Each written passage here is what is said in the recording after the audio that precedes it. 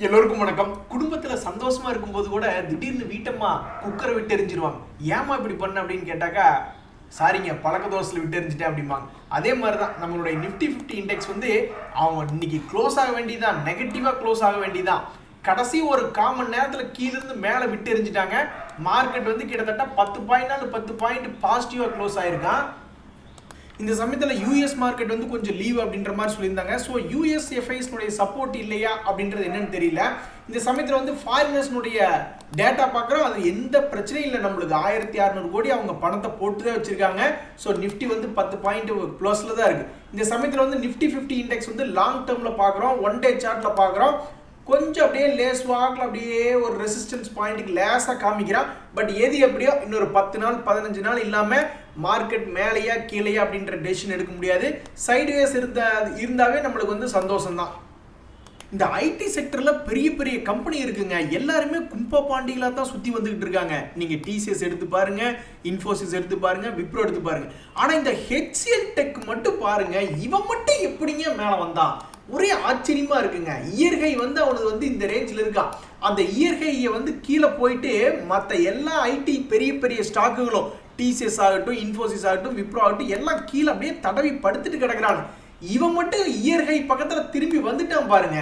So HCLTech மறுபடியும் இப்போ break out ஆயிருக்கு. மறுபடியும் அவனுடைய பழைய கையெல்லாம் எட்டி பிடிச்சிருவானான் இருக்கு.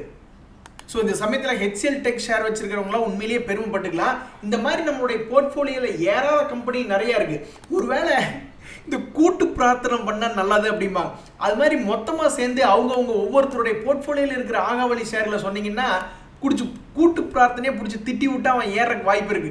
தயவுசெய்து என்னுடைய போர்ட்ஃபோலியோவில் இந்த இத்து போனது ஒரு 2-3 கம்பெனி இருக்கானு, அதாவது இந்த விகாசிக்கு கூட கொடுங்க. நான் பெரிய ஒரு போர்ட்ஃபோலியோவில் ஒரு சின்ன ஒரு பென்னி ஸ்டாக் இருக்கட்டும் தான் நான் எடுத்தேன். ஏன் அப்படின்னாக்கா திடீர்னு இவன் 100 ரூபா போனால் சந்தோஷமா தானே இருக்கும். இல்லைனாலும் பரவாயில்ல, ஒரு போர்ட்ஃபோலியோ கான்செப்டுக்காக எடுத்தேன். ஒரு போர்ட்ஃபோலியோ பில்ட் பண்ணுறப்ப ஒரு 1.2% அல்லது ஒரு 1% ஏதாவது ஒரு பென்னி ஸ்டாக் இருக்கட்டுமே அப்படின்ற மாதிரி போர்ட்ஃபோலியோக்காக விட்டுட்டேன். அவனை விட்டுருங்க.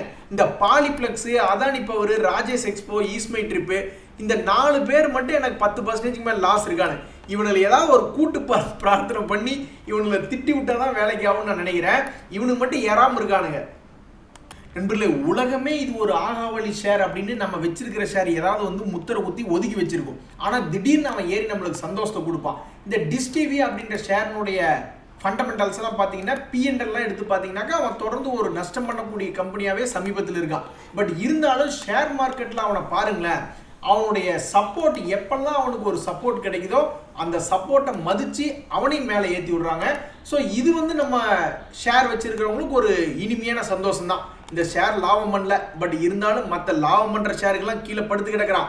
பட் இருந்தாலும் இவன்லாம் பாருங்க 12 ரூபா போனால் 17 ரூபா வர்றான் அப்படின்ற பொழுது ஒரு இத்து போன ஷேர்களில் ஒரு சந்தோஷம் என்று நாம் சொல்லிக்கொள்ளலாம். இந்த சமயத்தில் ஒரு நண்பர் ஹாத்வே அப்படின்ற ஒரு ஷேர் வச்சிருக்காரு. எப்போ ஒரு இன்பமான செய்தி வந்தாலும் தெரியப்படுத்துங்க அப்படின்னாரு. இன்னைக்கு ஹாத்வே 6% ஏறி இருக்கான். அது மட்டும் இல்லை, இந்த கம்பெனியெல்லாம் பார்த்தீங்கன்னாக்கா முதல்ல லாஸ் மேக்கிங் கம்பெனியாக இருந்தது. அதுக்கப்புறம் பார்த்தீங்கன்னாக்கா இப்போ கொஞ்சம் ப்ராஃபிட்டுக்கு திரும்பி ப்ராஃபிட்டில் ட்ரேட் ஆகிட்டு இருக்கான். இவனுடைய ஷேர் விலையெல்லாம் பார்த்தீங்கன்னா அதில் பாதாளத்தில் கிடக்கு. 55 ரூபா போனவே இப்போ வெறும் 15 ரூபாயில் இருக்கான். ஸோ இவனுடைய வாழ்க்கையிலே ஏதாவது ஒரு சின்ன ஒரு பிரேக் அவுட் அப்படின்றது நடந்ததுன்னா ரொம்ப சந்தோஷகரமாக தான் இருக்கும். அந்த பிரேக் அவுட் இப்போ நடந்திருக்கு. ஸோ தொடர்ந்து மேலே ஏறி வந்தானா நான் ஒரு 30 ரூபா வந்தால் கூட சந்தோஷமாக இருக்கும். ஏன்னா ஒரு நண்பர் இதை கொஞ்சம் ஹெவியாக வாங்கி வச்சிருக்காரு. அவருக்கு இந்த டெக்னிக்கலி கொஞ்சம் பிரேக் அவுட் ஆகி மேலே வர்றது ஒரு சந்தோஷமான செய்தி தான். நம்மளுடைய சொல்வாக்கு பழிச்சிருச்சு. என்னைக்கு இருந்தாலும் இந்த மாருதி 10,000 ரூபாய் தொட வேண்டிய ஆள் தாங்க அவன் அப்படின்ற மாதிரி நம்ம பேசிட்டு இருந்தோம். அவன் இன்னைக்கு டே ஹை 10,036 வரைக்கும் தொட்டுட்டான். எப்படி பார்த்தாலும் தொட்டதாங்க. இன்னைக்கு கொஞ்சம் 10 ரூபா கீழே இறக்கி தான் க்ளோஸ் பண்ணியிருக்கேன். பட் இருந்தாலும் தொட்டதான். இதே மாதிரி தான் நான் BHEL ஒரு 100 ரூபாய் நோக்கி போகக்கூடிய ஆள் தான் அப்படின்ற மாதிரி தான் நான் யோசிச்சு வச்சிருக்கேன். அதே மாதிரி 93 ரூபா வரைக்கும் வந்துட்டான். IOCக்கு முன்னாடியே 100 ரூபாய் தொட்டுருவான் போல இருக்கு. அதனால் பின்னாடி இருந்து மேலே ஏறி வந்துட்டு இருக்கான். நண்பர்களே, இன்னைக்கு இந்த காலையில் வீடியோவில் பேசிட்டு இருந்தோம் யாரெல்லாம் ஃபெர்டிலைசர் ஷேர் வச்சிருக்காங்க அப்படின்ட்டு. நிறைய பேர் நிறைய ஷேர் சொல்லியிருந்தாங்க. ஆனால் RCF ஷேர் யாருமே சொல்லலை. கரெக்டாக இன்னைக்கு RCF ஷேர் தான் இன்னைக்கு 5.5% ஏற்றி விட்டுருக்கானுங்க. ஸோ லட்டில் வச்சேன்னு பார்த்தியா, நட்டில் வச்சேன்டா அப்படின்ற மாதிரி நம்ம கையில் யார்கிட்டையுமே இல்லாத ஒரு ஷேரை பிடிச்சி ஏற்றி விட்டுருக்காங்க. பட் எனிவே என்னை பொறுத்த வரைக்கும் ஒரு ஸ்லோ பிக்கப் அப்படின்றது ஆகும்பொழுது நம்ம ஷேர்கள்லாம் டியூப் லைட் மாதிரி கொஞ்சம் மெதுவாக தான் பிடிக்கும் போல.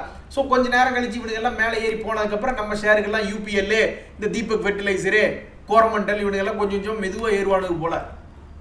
நண்பர்களே, இன்னைக்கு வந்து எந்த ஷேர்லாம் லோ ரேட்ல இருந்து மேல் நோக்கி போறதுக்கு வாய்ப்பு இருக்கு அப்படின்னு அனலைஸ் பண்ணி பார்த்துட்டு இருந்ததுல இந்த பேயர் கிராப் சயின்ஸ் அப்படின்ற ஒரு கம்பெனி நல்லா அழகா மாற்றான். இது வந்து கொஞ்சம் லாபகரமா இயங்கி கொண்டிருக்கக்கூடிய கம்பெனி தான். ஸோ இவன் வந்து கொஞ்சம் கீழிருந்து மேல் நோக்கி ஏறினா ரொம்ப சந்தோஷமா தான் இருக்கும். ஒரு 2 வருஷம் கழிச்சு தான் ஒரு 2000 ரூபாய் ஏறிட்டோம், 50% பக்கம் கணக்காச்சுல. அதனால என்னுடைய வாட்ச் லிஸ்ட் ஆட் பண்ணி வச்சிருக்கேன். MMTC அப்படின்ற ஷேர் வந்து டெக்னிக்கலி சூப்பரா இருக்கான். டெக்னிக்கலி பார்க்கறதுக்கு அவன் நல்லா மேல் நோக்கி போற மாதிரி தெரியுறான். பட் என்ன ஒரு பிரச்சனை அப்படின்னாக்கா இவன்ட்ட வந்து ஃபண்டமெண்டலி கொஞ்சம் விஷயம் அப்படின்றது இல்லை. ஃபண்டமெண்டலா இல்லை, பட் டெக்னிக்கலி நல்லா இருக்கான். யாராவது BBTC ஷேர் வச்சிருக்கீங்களா? இது வந்து 1863 இருக்குங்க இந்த ஷேரு. இவன் வந்து P&L பார்த்தோம்னா ஓரளவுக்கு ப்ராஃபிட்டபிளா தான் இருந்திருக்கா. திடீர்னு இந்த வருஷம் மட்டும் ஒரு சின்ன லாஸ் பண்ணியிருக்கா 2023. பட் மறுபடியும் திரும்பி அடுத்த வருஷமெல்லாம் இவன் ப்ராஃபிட்டுக்கு வந்துருவான் அப்படின்றத என்னுடைய கணிப்பு. அந்த வகையில் பார்க்கும்போது இவனுடைய 5 இயர் சார்ட் அப்படின்றத எடுத்து பார்த்தோம்னாக்கா இதுக்கு முன்னாடி இவன்லாம் வந்து கிட்டத்தட்ட 1866 ரூபா போயிருக்கான். இப்போ வந்து கரண்ட் ரேட் 1100 ரூபா தான் இருக்கான். ஸோ இன்னொரு 1 வருஷம் அல்லது 2 வருஷம் ஏங்கில் இவன் எப்படியும் ஒரு 1500 ரூபா அல்லது 2000 ரூபா போற வாய்ப்பு இருக்கிறதா தான் நான் என்னுடைய வாட்ச் லிஸ்ட் ஆட் பண்ணி வச்சு பார்க்குறேன். நண்பர்களே, ஷேர் மார்க்கெட்ல வாய்ப்பு எப்படி கிடைக்கும் அப்படின்றது கண்கூட இந்த SRF ஷேர் அப்படின்றத வச்சு பார்த்துக்கலாம். ஏதோ ஒரு காரணத்தினால இந்த SRF எப்படிங்கிறது கீழே இறங்கிட்டு இருக்கான். அதுக்கு என்ன வேணாலும் காரணம் இருக்கட்டும் இல்லாம போகட்டும், ஏதோ ஒரு காரணத்தினால இறங்கிட்டு இருக்கான். இதுக்கு முன்னாடி இது மாதிரி பல முறை அவன் இறங்கியிருக்கான். பட் இறங்கும் பொழுது அவனுக்கு ஃபர்ஸ்ட் எடுத்துனே ஒரு சப்போர்ட் அப்படின்றது 2000 ரூபா இருக்கு. இப்போ 2224 ரூபா இருக்கான். ஸோ என்னை பொறுத்த வரைக்கும் இன்னொரு 10%, இன்னொரு 200 ரூபா கீழே இறங்கி 2000 ரூபா ரேஞ்ச் வரும்பொழுது அங்கே சப்போர்ட் எடுத்து மறுபடியும் மேலே 2500 ரூபா ஒரு 20% கொடுப்பான் அப்படின்னு என் மனசுக்கு படுது. அப்படி 2000 விட்டு கீழே போனால் போயிட்டு போகிறான். 1000 ரூபா போகட்டும் அல்லது 500 ரூபா போகட்டும், அது எல்லாமே ஒரு பையிங் ஜோனாக தான் என்னுடைய மனசில் தோணுது. ஸோ இந்த SRF அப்படின்ற ஷேரை எதுக்கு எடுத்துருக்கு காமிச்சிருக்கேன்னா, ஸோ வாய்ப்புகள் இப்படி தான் கிடைக்குது. ஏதோ ஒரு காரணத்தினால இறங்குவான், அப்புறம் திரும்பி ஏறுவான். எங்க விப்ரோவே 350 ரூபா ரேஞ்ச் போயிட்டு மறுபடியும் 400 ரூபாய்க்கு மேலே வர்றான் அப்படின்னா அப்போ இந்த SRF ஏறாதா அப்படின்றது என்னுடைய தாழ்மையான கருத்து. நண்பர்களே, இன்னைக்கு நம்மளுடைய மார்க்கெட்ல யார் அதிகமாக ஏறி இருக்காங்க நிஃப்டி 50 இண்டெக்ஸ்ல அப்படின்றது பார்க்கறதுல முக்கியமாக இன்னைக்கு பார்க்க வேண்டியது Bajaj-auto தான். Bajaj-auto பார்த்து அது ஏறத பார்த்து எல்லாம் பயமா இருக்கு. ஏன் இப்படி ஏறுற அப்படின்ற மாதிரி இருக்கு. இந்த வருஷ ஸ்டார்டிங்ல இருந்து பட்டு 37%. ஏங்க ஒரு நிஃப்டி 50 இண்டெக்ஸ்ல ஒரு ஸ்டாக்கு 37% ஏறுதுங்க. பட் இதே நிஃப்டி 50 இண்டெக்ஸ் எவ்வளோ ஏறி இருக்குன்னு நீங்க நினைக்கிறீங்க? அவனை வருஷ ஸ்டார்டிங்ல இருந்து போட்டு பாருங்க. நிஃப்டி 50 இண்டெக்ஸ் அவன் எவ்வளோ ஏறி இருக்க போறான்? வெறும் 6% தான் ஏறி இருக்கான். அப்போ யாராவது ஒருத்தர் வந்து நிஃப்டி 50 இண்டெக்ஸை பெஞ்ச் மார்க்கை வச்சுக்கிட்டு ஒரு 10% அல்லது 20% Bajaj-auto வெயிட்டேஜ் கான்சென்ட்ரேட் பண்ணி எடுத்திருந்தாக்கா அவங்களுடைய போர்ட்ஃபோலியோ எங்கேயோ போயிருக்கும். அந்த HDFC பேங்க் எதுக்கு தான் இப்படி பண்றான்னு தெரியல. நான் நிறைய முறை பார்த்துட்டேன். அவனுடைய பேட்டர்னே இப்படித்தான் இருக்கு. ஏதாவது நியூஸ் வந்தாலும் இவனை தொடர்ந்து நம்பி மேலேயே போவான் அப்படின்லாம் இவனை நம்பவே முடியறது இல்லை. இவன் வேலையே ஏற வேண்டியது இறங்க வேண்டியது, ஏற வேண்டியது இறங்க வேண்டியதாக தான் இருக்கு HDFC. ஸோ நேற்று ஏறின HDFC, சமீபத்தில் ஏறின HDFC இன்னைக்கு 3% இறங்கி நம்மளுடைய மார்க்கெட்டை பெரிய அளவில் ஏற விடாமல் தடுத்தது இந்த குரூப் தான். இனி போக போக HDFC இருக்காது, HDFC பேங்க் மட்டும்தான் இருக்கும். நண்பர்களே, ஆயில் ரிலேட்டடான கம்பெனி நிறைய இருக்கு. ஆனால் அதில் எவன் ஃபாஸ்ட்டாக ஏறுவான் ஃபாஸ்ட்டாக இறங்குவான்னு சொல்லுங்க பார்க்கலாம். இந்த BPCL IOC எல்லாம் வந்து கிராஜுவலாக ஏறுவானு, கிராஜுவலாக இறங்குவானு. ஆனால் இந்த ரிஃபைனரி கம்பெனிஸ் இருக்கு பார்த்தீங்களா, MRPL, CPCL இது போன்ற கம்பெனி எல்லாம் கண்டபடி கண்ணா பின்னாடி ஏறினாலும் பெருசாக ஏறிடுறானு, இறங்கினாலும் பெருசாக இறங்கிடுறானு. அந்த வகையில் பார்த்தீங்கன்னா இப்போ MRPL வந்து இன்னைக்கு 12% ஏறி இருக்கான். ஆனால் இது எல்லாமே நடக்குன்னு எதிர்பார்க்க வேண்டியதுதான். இவன் பாருங்க, இதுக்கு முன்னாடியே க்ரூட் ஆயில் விலை ஏறினப்ப இவன்லாம் என்ன பண்ணியிருக்கான்? மேலே ஏறி இருக்கான், அப்புறம் அழகாக கீழே இறங்கியிருக்கான். கீழே இறங்கினா என்ன இப்போ கெட்டு போச்சு. அவன் சப்போர்ட் ரேஞ்சில் யாராவது இதை கான்சென்ட்ரேட் பண்ணி ஒரு 60 ரேஞ்சில் எடுத்திருந்தாங்கன்னா ஆல்ரெடி 50% பண்ணி கொடுத்துட்டான். எத்தனை மாசத்துல? ஒரு 2-3 மாசத்துக்குள்ள அதை பண்ணி கொடுத்துட்டான். இந்த கோவிடை விடுங்க, கோவிடுக்கு முன்னாடியே அவனுடைய என்னைக்குமே ஒரு ஷேர்னுடைய வரலாறு எடுத்து பாருங்க. அப்படி வரலாறு எடுத்து பார்க்கும்போது அவன்லாம் என்ன பண்ணியிருக்கான்? அந்த காலத்திலேயே ஏறி இருக்கான். அந்த காலத்திலேயே இவனுடைய வாழ்க்கை வரலாறு இப்படித்தான் இருந்திருக்கு. அவன் பாட்டுக்கு ஸ்வங்கின் போவான், ஸ்வங்கின் இறங்குவான், ஸ்வங்கின் போவான், இறங்குவான், ஏறுவான், இறங்குவான். ஸோ இந்த மாதிரி வரலாறு பார்த்து தான் நான் ராஜேஷ் எக்ஸ்போர்ட் எடுத்தேன். ஆனால் அது கும்பப்பாடி இருக்கு. நீங்க எல்லாம் சேர்ந்து கூட்டு பிரார்த்தனையை திட்டினீங்கன்னா அவன் மறுபடியும் மேலே ஏறிடுவான்னு நினைக்கிறேன். இதே மாதிரி MRPL மாதிரியே கண்ணா பின்னான்னு ஏறி இறங்கின இன்னொரு ஷேர் இருக்கு. பெயர் பொருத்தம் வந்து அப்படியே பொருந்தி வருது. திருப்பதி மலை பார்த்துருக்கீங்களா? எப்படி மலை ஏறி மலை இறங்கி ஏறி இறங்குது இல்லையா? அதே மாதிரி தான் இந்த திருப்பதி ஃபோர்ஜ். அவனும் ஒரே வருஷத்துல மலை ஏறி கீழே இறங்கிட்டான். திருப்பதி ஃபோர்ஜ் திருப்பதி மலை எப்படி ஒரு பெயர் பொருத்தம் பாருங்க. ஸோ அப்போ இவன் திரும்பி மறுபடியும் மேலே ஏறினான்னா எப்படி ஒரு 20 ரூபாயெல்லாம் வர வாய்ப்பு இருக்கு இந்த டெக்னிக்கல் சார்ட் பேட்டர்ன் படி. பட் ஃபண்டமெண்டலி ஏதாவது விஷயம் இருக்கா அப்படின்ற மாதிரி பார்த்தோம்னா கடன்லாம் அவன்கிட்ட கொஞ்சம் கம்மியாக தான் இருக்கு.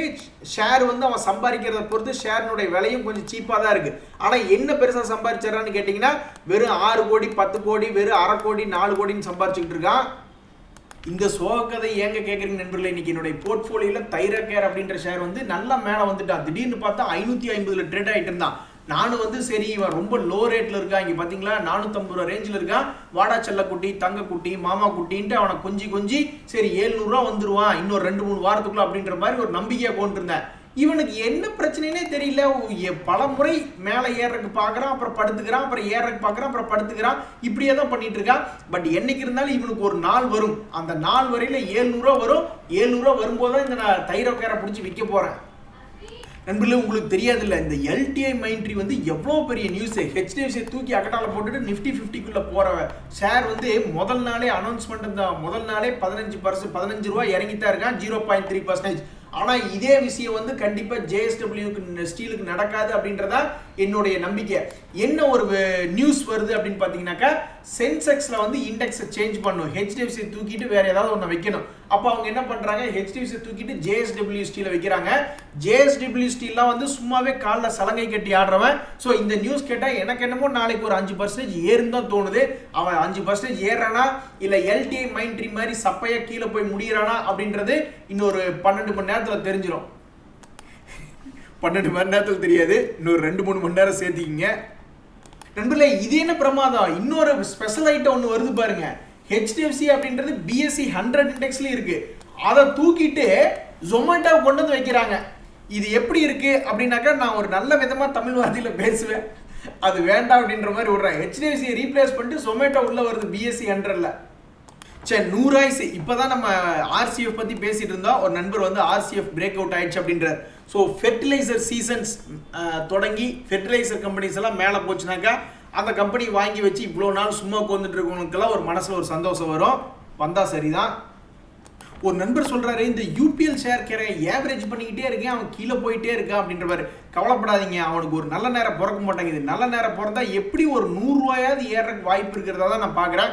ஸோ அவனுக்கு கூடிய விரைவில் நல்ல நேரம் வர்றதுக்கு வாழ்த்துக்கள். ஒரு நண்பர் வந்து சம் சார்ஜஸ் வருது அப்படின்ற மாதிரி சொல்கிறார். இன்வெஸ்ட்மெண்ட்டை பொறுத்த வரைக்கும் எனக்கு வந்து பெட்டர் வந்து 0 தான் தாங்க. நான் வந்து ட்ரேடிங்க்கு நான் உங்களுக்கு ரெஃபரல் லிங்க் வந்து கோட்டக்கு கொடுக்குறேன். ஏன் கொடுக்குறேன், சரி அதில் 0 brokerage இன்ட்ராடே இல்லை, நண்பர்கள் நல்லா இருக்கட்டும் அப்படின்ற மாதிரி அதுக்கு நான் கோட்டக்கு ரெஃபரல் லிங்க் கொடுக்குறேன். யாராவது கேட்டிங்கன்னா அது கமெண்ட்டில் போடுறேன். பட்டு டெலிவரி எடுத்து ஒரு ஈக்விட்டியில் இன்வெஸ்ட்மெண்ட் பண்ணுறதுன்னா 0 தான் பெஸ்ட். அது காஸ்ட் வைஸும் பெஸ்ட்டு, ஹோல்டிங்கில் ஒரு நம்பிக்கைத்தன்மையோடு இருக்கலாம். நான் ஏன் கோட்டக் ரெஃபரல் எடுத்தேன், ஏன்னா அது வந்து ஒரு பேங்காகவும் இருக்குது ஒரு புரோக்கராகவும் இருக்குது, அதனால் க்ளோஸ் பண்ணிட்டு ஓட மாட்டான்ற ஒரு நம்பிக்கையில் அதில் ரெஃபரல் லிங்க் உங்களுக்கு நான் தர்றேன். ஆனால் இந்த 0 தான் அதுவே மாதிரி தான். இந்த 0 தானுடைய ப்ரொமோட்டர் அதை ஃபவுண்டர்லாம் வந்து ரொம்பவுமே நம்பகத்தன்மையாக மக்களுக்கு உதவிகரமாக இருக்கணும் அப்படின்ற மாதிரி வேலையில் ஈடுபடுறோம். அதனால் 0 தாவும் ரொம்ப நம்பிக்கைத்தன்மையாக ஒரு பொசிஷன் எடுத்து வச்சு டெலிவரி ஈக்விட்டி பொசிஷன் எடுத்து வச்சு லாங் டேர்மில் நம்பிக்கையாக வைக்கிறதுக்கு ரொம்பவுமே நல்லது. அதில் சார்ஜஸும் கம்மி. ஸோ உங்களுக்கு வந்து வேறு எந்த புரோக்கர்லையாவது விருப்பம் இல்லை அப்படின்னா நீங்கள் 0 தான் ஆன்லைனில் போட்டு 0 தான் அப்படின்னு போட்டு சர்ச் பண்ணிங்கன்னா உடனே வரும், அந்த லிங்க்கை யூஸ் பண்ணி அக்கௌண்ட் யூஸ் பண்ணிக்க வேண்டியதான். பட் எங்கே போனாலும் சார்ஜஸ் இருக்கும். 0 தான் இன்வெஸ்ட்மெண்ட்டுக்கு மட்டும் சார்ஜஸ் கம்மி. 0 தான் போய் ட்ரேடிங் பண்ணிங்கன்னா கும்பா கூட்டி ஆயிடுவீங்க. ட்ரேடிங் பண்ணுற மாதிரி இருந்ததுன்னா ஆப்ஷன் ட்ரேடிங்கில் கோட்டக் ரெஃபரல் லிங்க்ல பண்ணிக்கிடுங்க, வேணும்னா கேளுங்க. நண்பர் ஒருத்தர் சொல்றாரு நாளைக்கு கரடிகள் வரப்போகுது, அப்புறம் பாருங்க கும்பா பாட்டுதான் அப்படின்றாரு. நான் வேண்டான்னு சொல்லல, கரடிகள் வரட்டும், ஒரு 500-1000 பாயிண்ட் இறக்கி விட்டுட்டோம். அதுக்கப்புறம் மறுபடியும் என்ன ஆகும், இறங்கின 1000 பாயிண்ட்டுக்கு பொதுவாக 2000 பாயிண்டா ஏறப்போகுது. இதுதான் நம்ம ஷேர் மார்க்கெட்டில் நடக்கும். எனக்கு கரடிகளை பார்த்து பயம் இல்லை, ஆனால் கரடிகள் கண்டிப்பாக அது இறங்கும்போது நம்மளுடைய மனசு வலிக்கும். போர்ட்ஃபோலியோ இப்படி ஆசையாக பொத்தி வச்சு வளர்த்துக்கிட்டு இருக்கோம், அப்புறம் அதை பார்க்குறக்கே மனசு வராது. அக்கௌண்ட்டை லாக் அவுட் பண்ணிட்டு போக வேண்டியதான் ஒரு 2 மாதத்துக்கு. ஸோ கரடிகள் வரட்டும், தப்பு கிடையாது. வந்துச்சுன்னா மார்க்கெட் இறங்கி மறுபடியும் சீரி பாஞ்சு மேலே எவ்வளோ இறங்குதோ அதோட டபுளாக ஏறக்கு தான் பார்க்கும். சரி நண்பர்களே, இன்றைய தகவல் உங்களுக்கு பிடிச்சிருந்துன்னு எனக்கு சந்தோஷம் தான். ரொம்ப நன்றி, வணக்கம்.